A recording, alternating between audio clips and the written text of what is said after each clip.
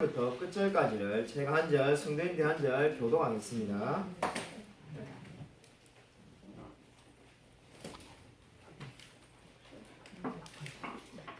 하나님이여 내게 은혜를 베푸소서. 사람이 나를 삼키려고 종일 치며 압제하나이다. 우리 2절을 성도님들이 읽으시면 좋을 것 같은데요. 제가 한 절, 우리 성도님들 한 절 교독하겠습니다. 시편 56편 1절부터 끝절까지 교독하도록 하겠습니다. 하나님이여 내게 은혜를 베푸소서. 사람이 나를 삼키려고 종일 치며 압제하나이다. 내 원수가 종일 나를 삼키려 하며 나를 교만하게 치는 자들이 많사오니 내가 두려워하는 날에는 내가 주를 의지하리이다.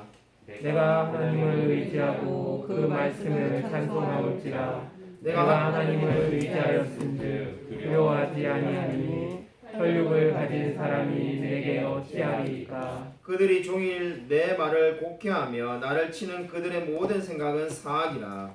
그들이 내 생명을 엿보았던 것과 같이 또 모여 숨어 내 발자취를 지켜보나이다. 그들이 악을 행하고야 안전하오리이까. 하나님이여 분노하사 뭇백성을 낮추소서. 나의 미움을 주께서 계수하셨사오니 나의 눈물을 주의 병에 담으소서. 이것이 주의 책에 기록되지 아니하였나이까. 내가 아뢰는 날에 내 원수들이 물러가리니 이것으로 하나님이 내 편이심을 내가 아나이다.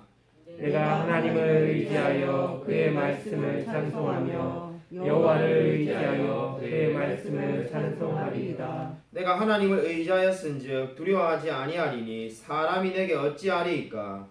하나님이여 내가 주께 소원함이 있사온즉 내가 감사제를 주께 드리리니 주께서 내 생명을 사망에서 건지셨습니다. 주께서 나로 하나님 앞 생명의 빛에 다니게 하시려고 실족하지 아니하게 하지 아니하셨나이까. 아멘. 예. 제가 헌금기도 드리도록 하겠습니다. 하나님 아버지 감사를 드립니다. 하나님께서 함께 하셔서 또 우리를 주님 앞에 불러주심을 감사를 드립니다. 정말 우리의 마음과 몸이 늘 주님을 사랑하며 하나님만을 바라보며 신뢰하며 살아갈 수 있도록 은혜 부어 주시옵소서. 이제 코로나 사태가 하루빨리 종식될 수 있도록 은혜 부어 주시옵소서. 우리 교회에 감염된 분들이 한 분도 안 계신데 늘 건강하여서 하나님께 영광 돌릴 수 있도록 은혜 베풀어 주시옵소서. 이러한 신앙의 고백을 담아 하나님께 헌금을 드립니다. 주님께서 함께하여 주옵시고 참으로 우리 성도님들의 직장과 생업과 일터를 축복하여 주시옵소서. 우리 가운데 많이 염려하는 분들이 있습니다. 그러나 하나님께서 함께하여서 두려워하지 않게 해주옵시고 오직 주님만 바라보며 이 모든 어려움을 넉넉히 승리하며 살아갈 수 있도록 역사하여 주시옵소서. 주님께서 이 예배를 받아주실 줄 믿사오며 살아계신 예수 그리스도 이름으로 간절히 기도드립니다. 아멘. 우리 옆에 있는 분들과 한번 인사하도록 하겠습니다. 우리 한 주간 평안하셨습니까? 인사하도록 하겠습니다.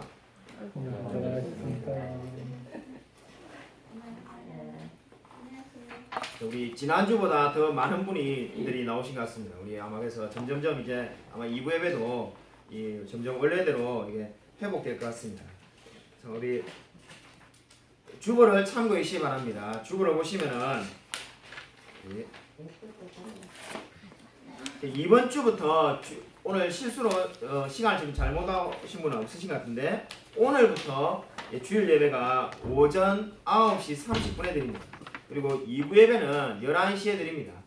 우리 언제 이렇게 합해질지는 아직 우리가 예정이 없고 당분간은 1부, 2부를 계속해서 나누어서 드리도록 하겠습니다. 그래서 여러분이 이 점 잘 기억해 주시기 바랍니다. 찬양은 당분간 드리지 않고 점심 식사도 제공하지 않습니다. 우리 근데 나가실 때 아마 우리 박정사모가 이게 부족하나마 이 김밥을 한 줄씩 이렇게 드리라고 하시는데 나가실 때 한 줄씩 이렇게 받아가시면 되겠습니다. 들어오실 때 필경대 위에 있는 방명록에 이 자신의 이름과 연락처 같은 것을 꼭 기록해 주시면 감사하겠습니다. 그리고 우리 코로나19가 하루빨리 종식되도록 꼭 기도해 주시면 감사드리겠습니다. 하이델베르그 요리문답 읽도록 하겠습니다. 하이델베르그 요리문답 제15문 제가 문제를 읽을 테니까 여러분이 답을 하시면 되겠습니다. 그렇다면 우리는 과연 어떤 중보자와 구원자를 찾아야 합니까?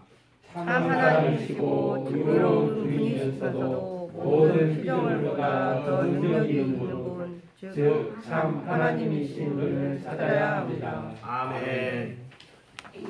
자, 오늘 우리 성경 말씀 보도록 하겠습니다. 오늘 성경 말씀은 누가복음 18장 9절부터 14절입니다.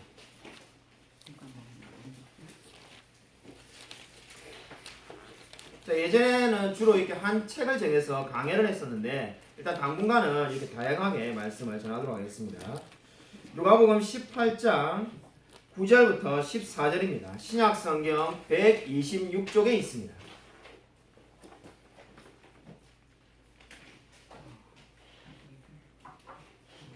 신약 성경 126쪽 누가복음 18장 9절부터 14절을 제가 읽어 드리겠습니다.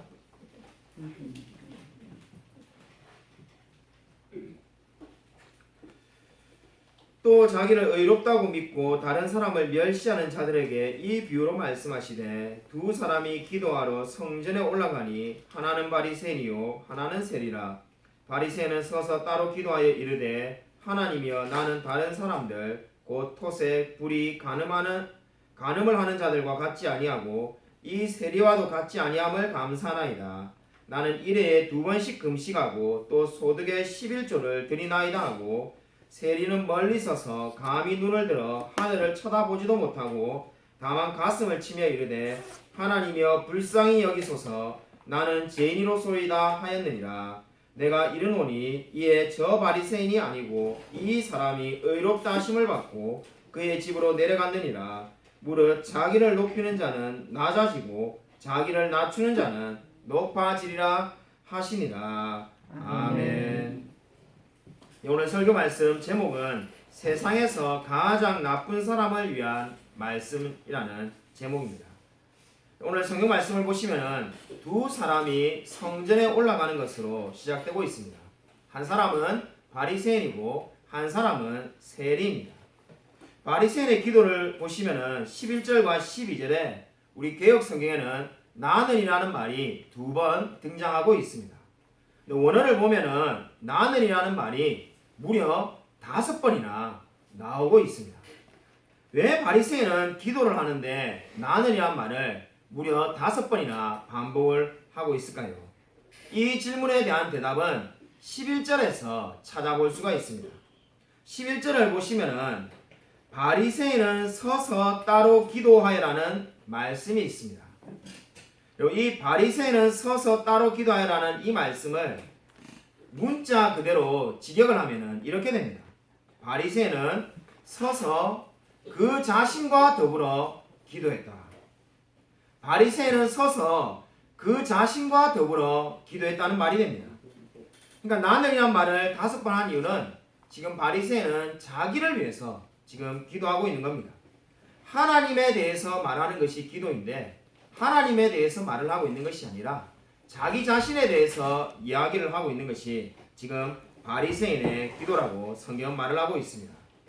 바리새인은 하나님을 찬양하지 않았습니다. 그저 도덕적으로 우월한 마음으로 지금 이 기도를 드리고 있습니다. 11절에 나오는 감사하나이다라는 기도의 형식적인 말을 빼면은 사실 이 바리새인의 말들은 기도라고 말을 하기조차 어려운 것들이었습니다. 이 바리새인의 기도는 크게 2가지를 지금 기도하였는데 하나는 자신에 대한 자화자찬이고 또 다른 하나는 다른 사람에 대한 비방이었습니다. 특별히 이 다른 사람에 대한 비방 중에서 11절에 이 세리라고 말하는 지금 여러분 그 부분을 주목하여 보십시오. 이 세리라는 말은 지금 바로 옆에서 기도하고 있는 그 세리를 이야기하는 겁니다. 근데 자신이 지금 어떻게 딱 표현하는 겁니까? 나는 이 세리보다는 나은 사람이라는 겁니다. 적어도 옆에 있는 이 세리보다는 주님 제가 괜찮은 사람이지 않습니까? 라고 지금 기도를 하고 있습니다. 그래서 위대한 설교가 찰스 스펄전 목사님은 이 바리새인을 가리켜서 이렇게 한마디로 평가하였습니다. 구원을 받기에는 너무 선한 사람이었다. 구원을 받기에는 너무 선한 사람이었다. 이 말이 무슨 말입니까? 그리스도께서는 죄인을 구원하러 오셨는데 이 바리새인은 너무나 선해서 구원받을 수 없는 사람이라고 믿고 온 겁니다. 한마디로 이 바리새인은 하나님을 섬기는 사람이 아니라 자기를 사랑하는 사람이었습니다. 아마 저와 여러분이 성경을 읽으면서 이 바리새인을 비난하기는 아주 쉽습니다. 저도 성경 읽으면서 바리새인을 비판하고 참 비난한 적이 많이 있습니다. 근데 내 자신이 바리새인이다 생각한 적은 솔직히 거의 없는 것 같습니다. 아마 여러분에게 한번 우리가 적용을 해봅시다. 저와 여러분에게 우리가 적용을 해서 우리의 모습 가운데도 바리새인적인 모습이 있지 않을까요? 저와 여러분은 언제 바리새인처럼 살게 되는 것일까요? 나는 언제 바리새인이 되는 겁니까? 제가 지금 살고 있는 임대 아파트에 대략 한 3년 반 전에 이사를 왔을 때였습니다. 그 전에 살던 집은 다세대 주택이어서 이 쓰레기 봉투 아마 여러분 다 아실 겁니다. 20리터짜리 봉투를 520원 주고 사서 이렇게 버렸습니다. 그래서 늘 하루에 한 장씩 사기 귀찮으니까 보통 뭐 30장, 40장 미리 사다 놓고는 하나씩 쓰는 거죠.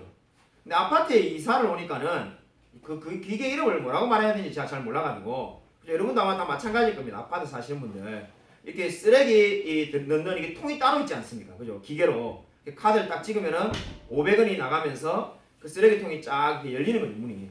거기에 버리니까 쓰레기 봉투가 이제 필요가 없게 된 겁니다.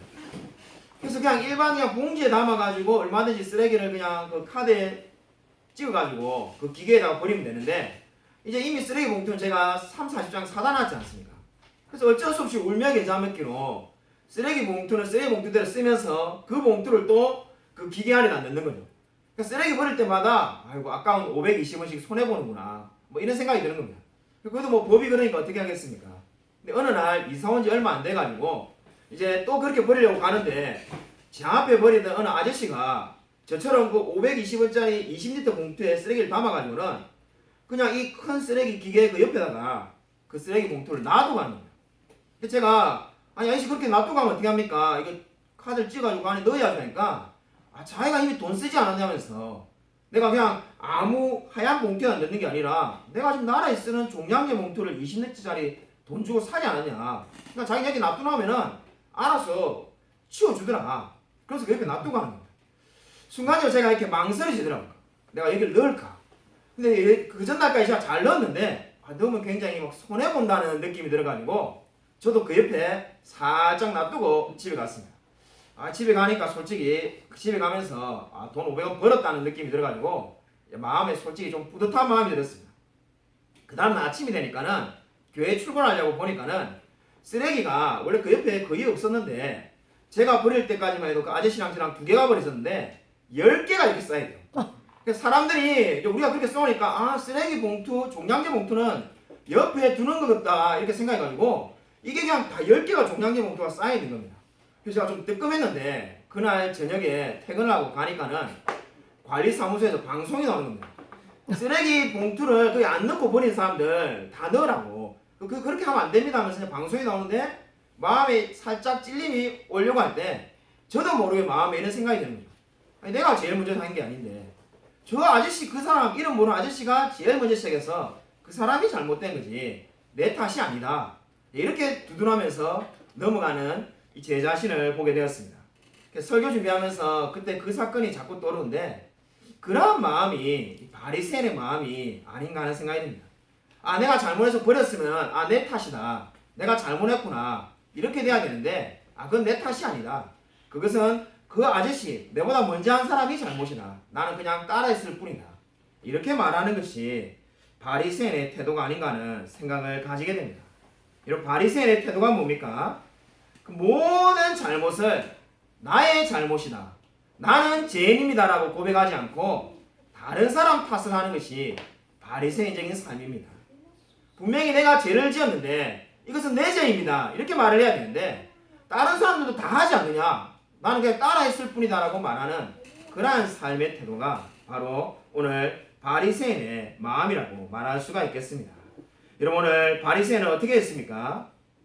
그저 다른 사람과 비교해서 내가 약간의 더 도덕적 우월감이 있습니다라고 고백했을 뿐입니다. 오늘 바리새인의 기도에 제일 문제되는 부분이 무엇일까요? 오늘 이 바리새인의 기도에 가장 문제가 되는 부분은 이 기도에 회개가 없습니다. 그 어디에도 바리새인이 저는 죄인입니다, 주님 나를 긍휼히 여겨 주십시오, 이러한 기도는 하나도 없습니다. 그에 반해서 오늘 세리의 기도는 어떻습니까? 세리는 죄에 대한 고백으로 가득 차 있습니다. 여러분, 세리의 기도는 하나님이라는 말로 먼저 시작하고 있습니다. 그리고 13절에 보시면은 자신의 가슴을 치면서 어떻게 말합니까? 나는 죄인이라고 그렇게 고백을 하고 있습니다. 여기서 죄인이라는 말에 여러분이 동그라미를 해놓으십시오. 이 영어 성경을 보시면은 이 죄인이라는 말은 a sinner가 아닙니다. a sinner가 아니라 the sinner라고 되어 있습니다. 그 말은 뭐냐면은 나는 여러 죄인 중에 한 명이다, 이렇게 지금 고백하는 게 아닙니다. 나도 물론 잘못됐지만은 저기 다른 사람들도 다 잘못됐는데 저도 한 명, 그 중에 한 명입니다, 이렇게 고백을 하는 게 아닙니다. 더 신으라고 하는 겁니다. 그 말이 무슨 말입니까? 이 세상에서 가장 나쁜 죄인이라는 겁니다. 마치 바울이 고백한 것처럼 저는 죄인 중에 괴수입니다라고 고백을 하고 있는 겁니다. 한마디로 이 세상에서 가장 나쁜 사람, 그 사람이 바로 저인데 이제 주님 앞에 나왔습니다라고 이 세리는 지금 고백을 하고 있습니다. 여러분, 저와 여러분이 이러한 동일한 고백을 하게 되기를 주님의 이름으로 간절히 축원드립니다. 여러분, 오늘 지금 이 세리가 하는 고백을 보면은 두 가지 영적인 의미를 가지고 있습니다.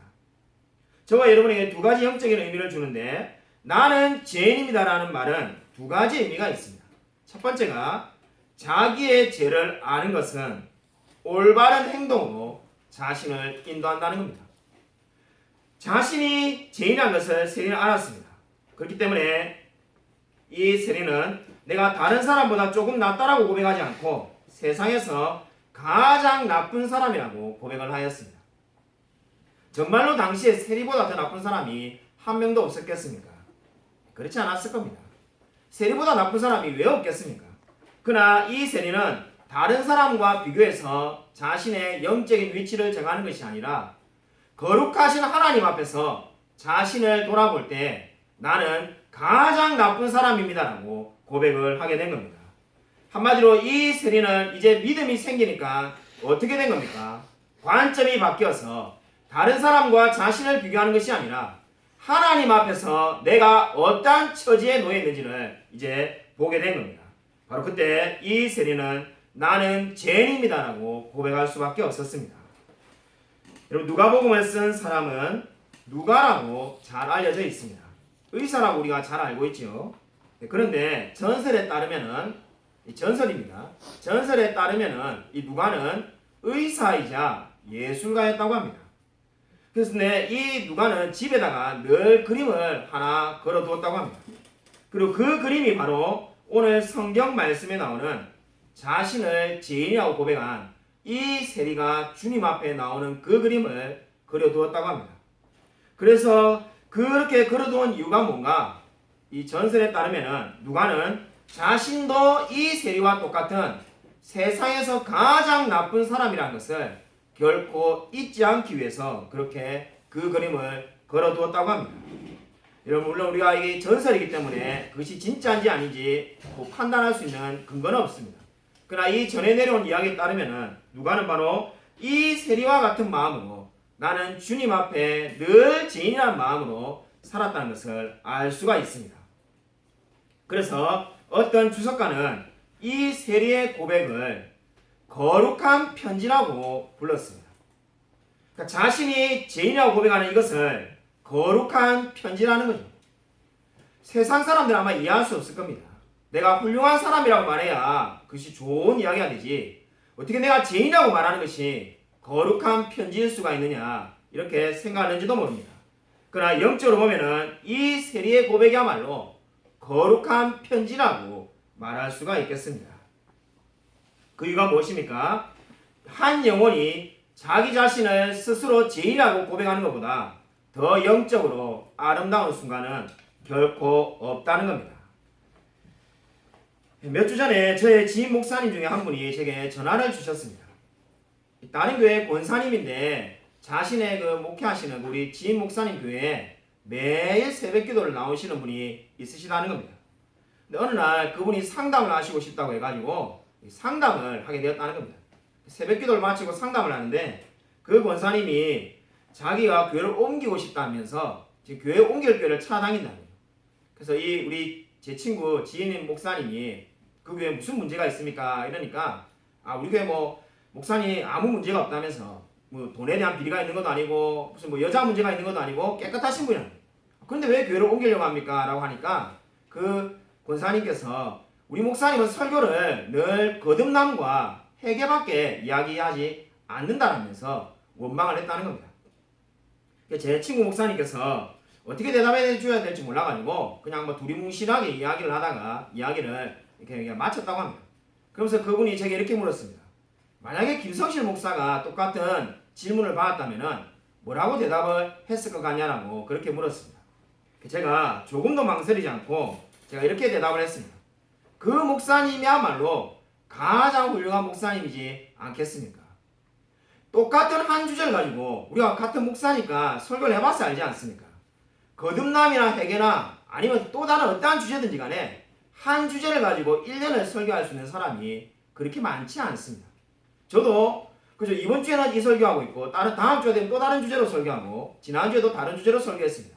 실력이 안 되어서 매주 다른 주제로 설교를 하는데 하나님의 거룩하심이든 아니면 회개든 한 주제를 가지고 다른 내용으로 1년 내도록 설교할 수 있는 분은 가장 탁월한 설교자이지 않겠습니까? 제가 이렇게 말했습니다. 그렇게 말하면서 우리 지인 목사님에게 우리가 다 존경하는 위대한 설교자 로이드 존스 목사님도 로마서 한 권을 가지고 14년을 설교했다는 것을 다 알고 있지 않습니까? 라고 제가 말을 해드렸습니다. 그러면서 제가 만약에 그 권사님에게 또 말할 기회가 있다면 그 교회를 계속 다니시는 게 가장 복된 길이라고 말을 해주십시오라고 제가 말을 드렸습니다. 그리고 마찬가지입니다. 위대한 설교자 로이드 존스 목사님은 이런 말을 하였습니다. 어떤 설교자가 내가 죄인인 것을 깨닫게 해준다면 나는 그 사람에 대한 모든 것을 용서할 수 있다라고 고백하였습니다. 그리고 이 말이 무엇을 의미합니까? 한 영혼에 있어서 제일 중요한 것이 내가 죄인이라는 것을 깨닫는 것입니다. 내가 죄인이라는 것을 깨닫는 것보다 더 중요하고 더 긴급한 일은 아무것도 없습니다. 저와 여러분에게도 마찬가지입니다. 지금 이 코로나 사태에 우리에게 제일 필요한 것은 돈이나 안정적인 직장이 아닙니다.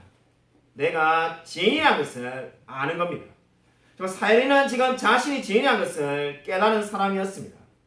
자신이 죄인이라는 것을 알아야만이 하나님의 은혜를 구하지 않겠습니까? 만유인력의 법칙을 발견한 아이작 뉴턴의 이야기입니다. 그는 이 말년에 건망증이 심해졌다는 이 기록이 있습니다. 제가 보기에 그 당시의 관점에서 볼 때 건망증이고 지금 우리 시대의 관점을 보면은 치매에 걸렸던 것 같습니다. 그래서 이 아이작 뉴턴은 자기의 나이랑 생년월일을 전혀 기억하지 못하는 상태가 되었다고 합니다. 그래서 가장 친한 친구도 알아보지 못해가지고 너는 누구인가 이렇게 묻기도 했다고 합니다. 그래서 하루는 어떤 사람이 다가와서 이 아이작 뉴턴에게 이렇게 질문했다고 합니다. 선생님을 보니까는 이제 모든 걸 다 잃어버리신 것 같은데 혹시 지금도 기억을 하고 계신 게 뭐가 있습니까? 라고 물어보았다고 합니다. 그때 뉴턴이 이렇게 대답했다고 합니다. 나는 모든 것을 잊어버렸다네. 나의 나이, 나의 생년월일, 내가 아는 게 아무것도 없다네. 근데 내가 한 가지 딱 기억하고 있는 것이 있는데 그것은 바로 예수 그리스도가 나의 구세주라는 것을 기억하고 있다네라고 대답했다고 합니다. 이 말이 무엇을 말합니까? 정말로 우리의 인생의 가장 중요한 것은 내가 예수 그리스도를 만났다는 것이 가장 중요한 것입니다. 나는 죄인이었고 예수 그리스도를 만나서 주님께서 우리를 변화시켜 주셨다는 겁니다. 여러분 동일한 고백이 여러분의 삶 가운데 있기를 주님의 이름으로 간절히 축원드립니다. 여러분 오늘 나는 죄인으로소이다의 이 말씀에 두 번째 의미가 있습니다. 두 번째 의미는 아무리 악한 사람도 주님 앞에 나올 수 있다는 겁니다. 여러분 우리 8절 말씀을 우리 같이 한번 읽겠습니다. 우리 오늘 읽지 않았던 우리 오늘 말씀과 앞에 있는 8절 말씀, 누가복음 18장 8절을 같이 함께 읽겠습니다. 네, 시작. 내가 너희에게 이르노니 속히 그 원한을 풀어주시리라. 그러나 인자가 올 때에 세상에서 믿음을 보겠느냐 하시니라. 아멘. 저는 오래전에 이 말씀 보면서 한때 좀 두려웠던 적이 있습니다. 인자가 올 때 세상에서 믿음을 보겠느냐. 나는 믿음이 있는데 믿음을 안 보시면은 그럼 도대체 뭘 본다는 건가? 행위가 돼 있어야 되는 건가? 그러한 오해를 한 적이 있습니다. 근데 여기에서 이 말씀은 그러한 의미가 아닙니다. 여기서 지금 내가 마지막 때에 인자가 세상에 올 때 믿음을 보겠느냐는 이 말씀은 지금 그 앞에 있는 과부의 끈질긴 기도의 비유 끝에 지금 이야기하는 겁니다. 1절부터 7절에 보시면 과부가 재판장에게 찾아가서 끈질기게 요청을 합니다. 한마디로 예수님께서는 지금 끈질기게 기도하라는 거죠. 그렇기 때문에 지금 내가 믿음을 보겠느냐 이런 말씀은 내가 이 세상에 올 때 이 과부와 같이 끈질기게 기도하는 그러한 믿음을 보겠느냐, 그러한 믿음을 찾겠느냐는 말입니다. 다르게 말한다면, 간단하게 쉽게 말한다면은 내가 이 과부와 같이 믿음이 아주 좋은 사람들을 찾겠느냐, 이렇게 지금 말을 하고 있는 겁니다. 그럼 그렇게 믿음 좋은 사람을 안 찾으시면은 누구를 찾는다는 건가? 그 다음에 누구를 찾는다는 것이 지금 오늘 우리가 살펴보고 있는 바리새인과 세리 비유에 나와 있는 겁니다. 예수님은 어떤 사람을 찾으시겠다는 겁니까? 여러분 13절에 바로 세리가 말하는 것처럼 나를 불쌍히 여기소서, 자신을 불쌍히 여기는 사람, 주님 내가 이제 아무것도 할 수 없습니다라고 고백하는 그 영혼을 찾으시겠다는 겁니다. 그러니까 저와 여러분에게 너무나 위로가 되는 말씀입니다. 믿음이 아주 좋은 사람을 마지막 때 하나님이 찾으신 것이 아니라 내가 죄인이라고 고백하는 그 불쌍한 영혼을 주님께서 찾으신다는 겁니다. 이 말이 저와 여러분에게 얼마나 큰 위로가 됩니까? 여러분 오늘 이 13절에 불쌍히 여기소서라는 말에다가 여러분 주목해 보십시오. 불쌍이라는 말에다가 여러분 밑줄을 그어 놓으십시오. 여기서 지금 자신을 불쌍히 여긴다는 이 사람의 이 표현은 신약 성경에 단 2번밖에 나오지 않는 표현입니다. 여러 개 지금 한 번 나오고 이 불쌍이라는 단어가 히브리서 2장 17절에 또 한 번 나옵니다. 딱 성경에 2번밖에 안 나오는데 여기서 불쌍히 여기달라는 것은 그냥 우리가 흔히 이 단어의 일반적인 의미로처럼 그냥 가볍게 여기달라 이 정도 의미가 아닙니다.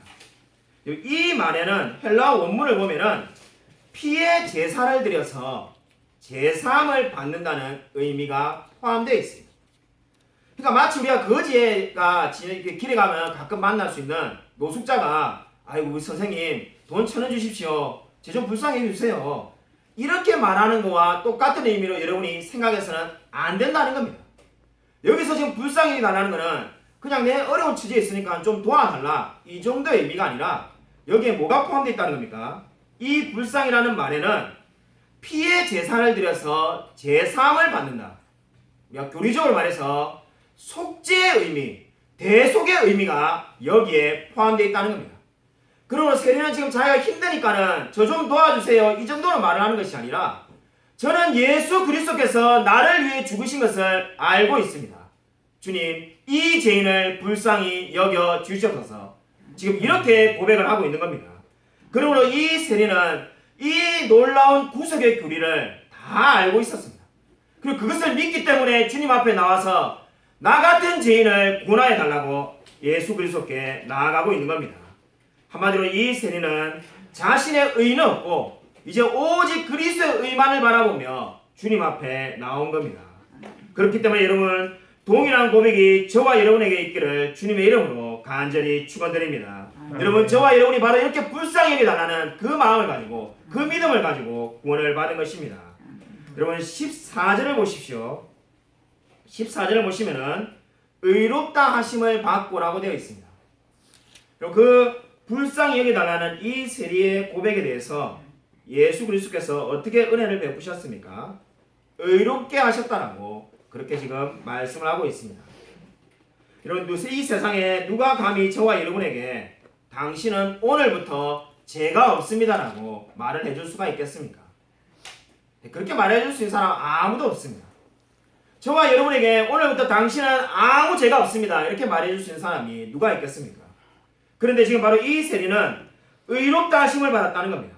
바로 너는 이제 오늘부터 죄의 종이 아니라 자유라고 지금 예수 그리스도께서 말씀하신 겁니다. 여러분, 바로 이 의롭다 하심을 받은 그 놀라운 은혜를 저와 여러분이 동일하게 받은 줄로 믿으시기 바랍니다. 아멘. 여러분, 아이젠하워 대통령의 마지막 임종 때 이야기입니다. 월트 리드 미 육군병원에서 세상을 이제 떠나기를 얼마 앞두고 있는 이 아이젠하워 대통령에게 빌리 그레함 목사님께서 30분 면회 시간을 얻어가지고 면회를 찾아갔다고 합니다. 면회를 찾아가니까 아이젠하워 대통령께서 하실 말씀이 있다면서 내가 하나님을 어떻게 만나야 될지 확신이 없다라고 그렇게 말했다고 합니다. 이 빌리 그레함 목사님은 그냥 마지막 임종하기 전에 한번 찾아뵀는데 그런 말 하니까 깜짝 놀랐다고 합니다. 그때 빌리 그레함 목사님께서 자기가 가지고 있는 성경책을 펼쳐가지고 어떻게 우리가 제사함을 받을 수 있으며 어떻게 우리가 하나님의 자녀가 됐는지 그 대속의 교리를 짧게 설명을 했다고 합니다. 그렇게 설명을 듣고 나니까는 이 아이젠하워 대통령께서 마음이 평안해졌다고 하면서 빌리 그레함 너무나 감사합니다. 나는 이제 천국에 갈 준비가 되었습니다라고 고백을 했다고 합니다. 이 말이 무엇을 의미합니까? 인생에서 제일 중요한 것은 하나님을 만날 준비가 되었냐는 겁니다. 우리가 언제까지 이 세상에 살지 아무도 알 수가 없습니다. 이제 코로나로 인해서 더더욱 그런 생각이 많이 들죠. 여러분, 근데 우리에게 제일 중요한 게 무엇입니까? 나는 정말로 하나님을 만날 준비가 되어 있느냐는 겁니다. 정말로 나는 진정으로 오늘 이 세례의 고백처럼 그리스도의 대속의 은혜로 말미암아 내 모든 죄가 주님의 등 뒤에 던져졌으며 하나님의 자녀가 된 것을 믿고 있는지를 오늘 성경 말씀은 저와 여러분에게 묻고 있습니다. 여러분, 오늘 자기 자신을 점검해 보시기 바랍니다. 나는 정말로 내 모든 죄가 용서함을 받았다는 것을 믿고 있는가? 진정으로 나의 모든 삶의 주인은 그리스도라고 고백을 드릴 수가 있습니까? 동일한 삶의 고백이 저와 여러분의 삶 가운데 늘 넘쳐나기를 축원드립니다. 아멘. 여러분, 오늘 말씀의 마지막으로 14절에 이 말씀에 한번 주목해 보십시오. 제가 설교를 준비하면서 오늘 제가 지금 방금 설교 말씀을 드린 내용들은 너무나 유명하고 잘 여러분이 알려진 내용입니다. 저는 14절에 그의 집으로 내려갔느니라는 이 말씀이 제 마음에 참 많이 와닿았습니다. 그냥 아무것도 아닌 평범한 그냥 말씀 같은데 세상에는 이 성경 말씀에 아무 의미 없이 기록된 말씀은 한 구절도 없습니다. 굳이 안 써놔도 될 것 같은 말씀이 왜 있을까? 제가 참 많이 이번 주에 묵상하며 고민하게 되었습니다. 그냥 이 세리가 의롭다 하심을 받았다 이렇게만 말해도 너무나 은혜가 넘치는 말씀인데 그의 집으로 내려갔느니라. 왜 굳이 예수님께서 그 말을 강조했을까? 그리고 그 이유가 어디에 있을까요? 이 말씀은 세리에게 새로운 삶의 기회를 허락하시는 겁니다. 세리는 예수를 만나기 전까지 죄인으로 살았지만은 이제 집으로 내려가서 의롭다 하심을 받은 자로 그에 합당하게 살라는 겁니다. 다르게 말한다면은 믿음의 삶을 인내하며 살아내라고 성경은 말씀하고 있습니다. 사실 어떤 의미에서 저와 여러분에게 제일 중요한 부분이 이 부분인지도 모릅니다. 저와 여러분이 이미 대속의 교리를 다 알고 있고 내가 구원받은 사람이라는 것을 다 알고 있지 않습니까? 그럼 저와 여러분에게 사실 제일 중요한 게 무엇이겠습니까? 그의 집으로 내려가서 이제 믿음의 삶을 살아내는 겁니다. 나의 가정과 직장과 삶의 터전에서 내가 여전히 제 종으로 살아가는 것이 아니라 내가 이제 예수 그리스도를 만난 자로서 변화된 삶을 살아내는 것이 가장 중요한 것이다라고 오늘 성경은 말씀하고 있습니다. 아멘. 여러분, 세상에 나가서 여러분이 받은 은혜대로 삶을 살아가시기를 바랍니다. 여러분, 오늘 말씀은 저와 여러분에게 그렇게 도전하고 있습니다. 지난주에 광고를 드렸듯이 우리 교회가 분당 우리 교회에서 지원하는 월세 대납 운동 교회에 선정되어서 너무나 감사하게도 210만 원을 이미 받았습니다. 물론 우리 헌금을 보내주신 분당 우리 교회에 제일 감사드리죠. 우리 장로님께서 이야기를 해주셨는데 그게 분당 우리 교회에서만 헌금한 것이 아니라 절반 가까이 되는 헌금은 알지도 못하는 수많은 분들이 다 도우라고 헌금을 베푸셔서 그렇게 우리가 받게 되었습니다. 저는 뭐 받은 것만 해도 너무 감사해가지고 이제 거기서 이제 더 한 발자국 나갈 생각을 했는데, 우리 지난주에 우리 예배 마치고 리더 모임을 했는데 우리 장로님과 집사님께서 저는 전혀 생각도 솔직히 못했습니다. 우리가 얼마 전까지 도왔던 이 주님의 기쁜 교회 강하중 목사님 교회, 만약에 거기에도 분당 우리 교회에 지원을 했는데 만약에 거기가 떨어졌다면은 우리가 이 받은 헌금 중에 일부를 거기에다가 좀 드립시다. 그래서 30만이라도 거기 보내드립시다. 이렇게 제안을 하셨습니다. 제안을 받고 연락을 드리니까 거기는 떨어지셨다고요. 그래서 우리가 이번 주에 그렇게 헌금을 보내었습니다. 보내놓고 나니까는 우리 강한희 목사님께서 카톡으로 긴 글을 감사하다고 보내셨는데, 우리 교회 성도님과 이 모든 분들에게 감사하다고 그렇게 연락이 왔습니다. 생각해 보니까 제가 처음에는 솔직히 우리가 뭐 우리 것도 아닌데 우리가 받은 건데 줬는데 이런 인사를 받으니까 참 염치가 없다 이런 생각이 들어서 뭐라고 대답해야 될지 몰랐습니다. 가만히 생각을 해보니까 물론 우리 게 아무것도 없죠. 우리가 지금 여기서 십시일반 헌금을 모아가지고 도와드리는 게 아니지 않습니까? 그러나 우리가 비록 받았지만은 또 그것을 흘려보내고 나누는 것도 귀한 일이라는 생각을 가지게 되었습니다. 거기에 우리가 지금은 비록 늘 도움을 받는 교회로 남아있지만은 이제 얼마 지나지 않으면은 빠른 시간 안에 우리가 늘 다른 교회를 돕고 선교사님을 돕는 그런 교회가 되어야 되겠다는 작은 다짐과 소망이 들어있다고 생각합니다. 그래서 여러분이 늘 생각날 때마다 이렇게 기도해 주시기 바랍니다.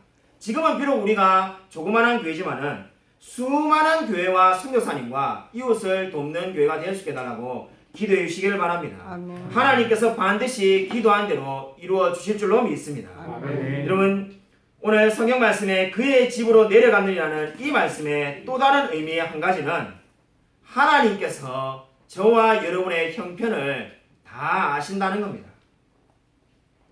저와 여러분이 어떠한 집에 살고 있는지, 저와 여러분이 어떠한 처지에 있는지, 우리의 직장이 얼마나 지금 어려운 상황이 있는지 이런 모든 것들을 주님께서 다 알고 계십니다. 그러므로 오늘 그의 집으로 내려갔느냐는 말씀은 저와 여러분에게 어떤 의미를 주고 있습니까? 그리스도의 얼굴을 구하라는 겁니다. 만약 여러분이 오늘 예수님을 만나서 새 생명을 얻게 됐다면 여러분이 기쁜 얼굴로 살아갈 것입니다. 여러분이 아마 기쁨에 넘쳐서 짐을 내려놓고는 주님만 의지하며 살겠다라고 다짐을 할 것입니다. 마찬가지로 언제 예수 그리스도를 만났든지 간에 여러분 마치 오늘 예수 그리스도를 만난 사람처럼 이제 모든 것을 주님께 맡기며 삶을 살아가시기를 바랍니다. 그리스도께서 우리의 모든 것을 이미 알고 계십니다. 저와 여러분이 무엇이 필요한지 무엇이 부족한지 이미 그리스도께서 다 알고 계십니다.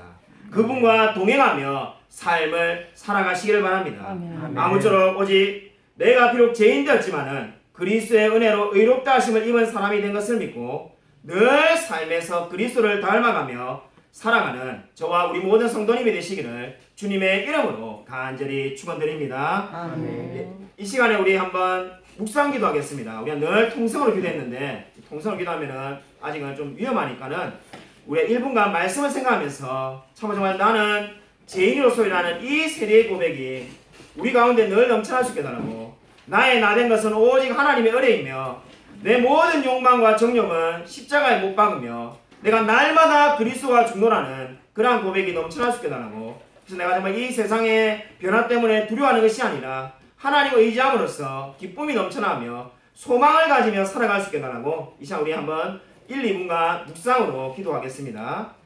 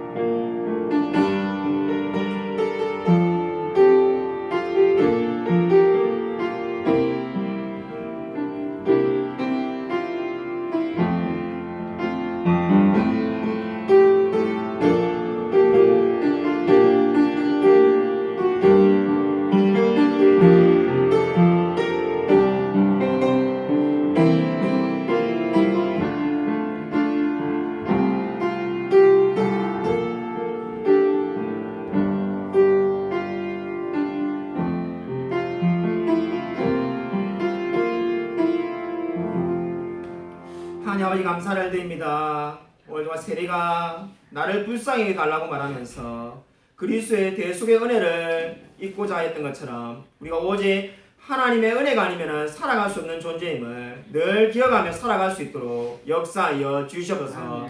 하나님 우리 마음 가운데에 그리스도의 은혜가 날마다 넘쳐나게 되기를 소원합니다. 우리 정말 구원의 기쁨으로 말미암아 이 모든 세상의 고난과 역경과 환난을 이기며 살아갈 수 있도록 은혜 베풀어 주시옵소서.